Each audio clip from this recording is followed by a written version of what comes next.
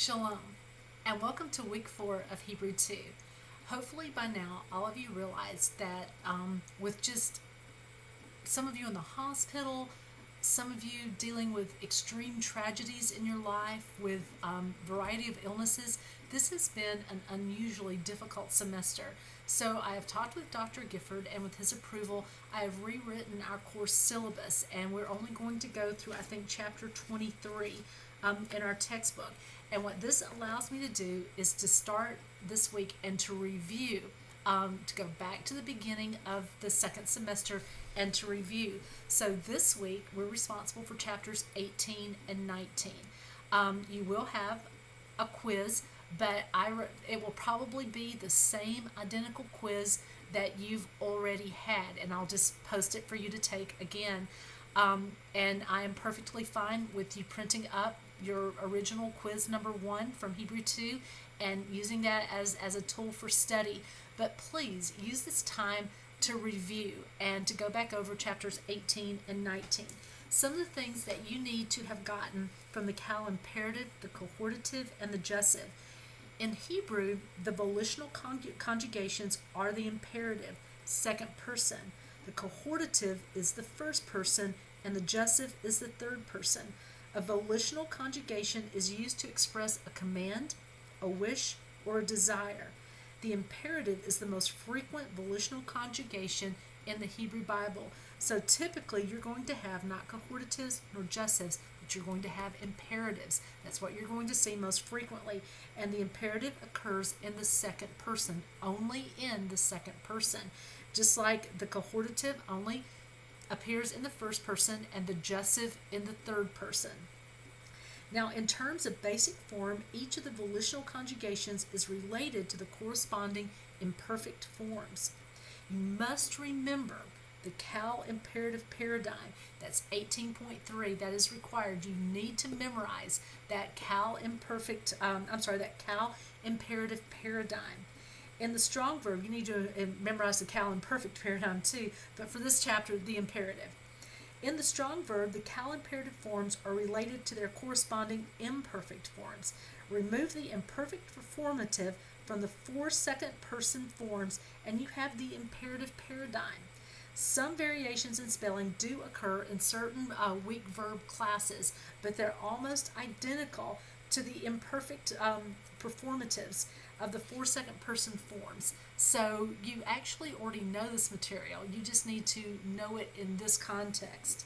The cohortative occurs in the first person singular and plural. The basic form of the cohortative is the same as the imperfect 1CS and 1CP forms. Often what identifies the cohortative or volitional use of the first person imperfect is the position of the imperfect verb in its clause.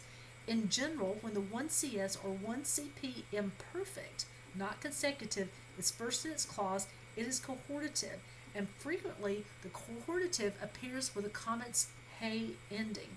The jussive occurs in the third person, singular and plural. The basic forms of the jussive is the same as the regular imperfect. In general, when the third person imperfect, not consecutive, is first in its clause, it's going to be jussive. The jussive may also be shortened form of the imperfect. This is the case with the 3 hey and biconsonantal weak verbs, verbal roots. To produce a negative command, the imperative is not negated. Prohibitions, negative commands, are expressed with the negative participles negative particles lo and l, followed by the imperfect. The particle of entreaty, the noon, comments, aleph, occurs with all 3 volitional forms, and it is a helpful marker of the volitional conjugations. It may be translated as please or simply left untranslated. This particle may occur with or without the makef. Those are the important things for you to remember about the imperative, the cohortative, and the jussive. Now, chapter 19 seems to be the chapter that just broke. It was the straw that broke the camel's back.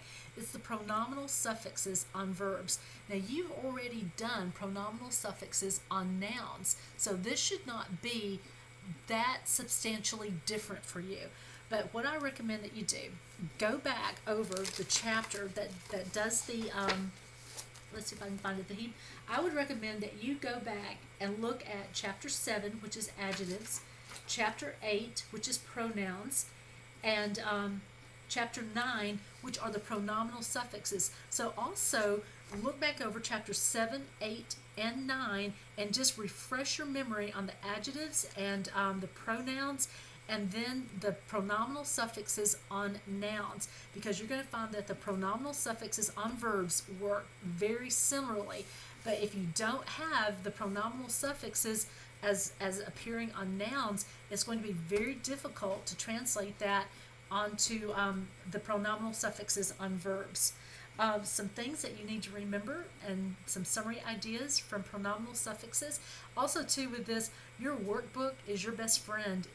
Go over your workbook again and again and again, and also go back and review the videos that are on this, the very first videos that I did for this semester, because I go into greater detail there. When a pronoun is the direct object of a verb, it may be attached to either the definite direct object marker or directly to the verb. So the pronominal suffix can be separate from the verb or attached directly to the verb, either way. In general, perfect, imperfect, and imperative verbs use type 1 pronominal suffixes with an objective translation value. With the imperfect, 3 additional suffixes have to be memorized: the 2ms, the 3ms, and the 3fs. You must memorize those. These are the so-called noon suffixes. You must be able to recognize and identify the person, gender, and number of all pronominal suffixes. You'll need to become familiar with the spelling changes that occur in the verb stem with the addition of pronominal suffixes to the perfect, the imperfect, and the imperative. In addition of certain pronominal suffixes to verbal forms that end in a consonant, it frequently requires some type of connecting vowel between the verbal stem and the pronominal suffix. In other words, that vowel is going to act like a glue that pulls together the verb and the pronominal suffix.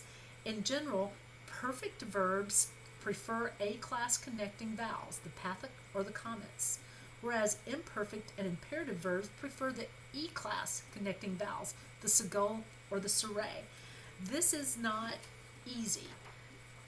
I can teach you the mechanics, but you're going to have to get in your workbook, you're going to have to go through your textbook, and you're going to have to practice. And you're going to have to go back and review the pronominal suffixes as they appear on the nouns, because if you don't have that down, as I've already said, this will be extremely difficult for you. So go back over that.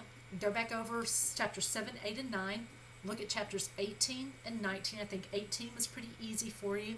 Then look at chapter 19 and review that carefully, and you'll have the same quiz that you've already had. So there shouldn't be anything new there. But I just encourage you, make sure that you are in your workbook and that you're allowing your workbook to do what it needs to do. So with that, I'm going to stop and let you guys go and do your work this week.